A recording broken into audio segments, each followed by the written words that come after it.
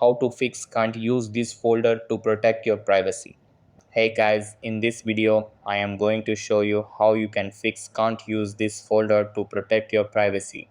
So make sure to watch this video till the end and let's get started.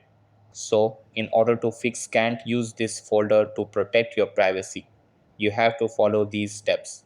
First, go to the settings section of your mobile. Then scroll down until you see the apps section. After that, tap on Manage Apps. Over here, scroll down and look for File Manager and tap on it. Then tap on App Permissions and tap on Photos and Videos. Then just tap on Always Allow All and your problem will be fixed. Now, the second thing that you can do is go to the File Manager or My File app on your mobile. Now, if your particular file is located in Android folder, then what you have to do is just cut that file from there and paste it into another folder and your issue will be fixed. So that's how you can fix can't use this folder to protect your privacy.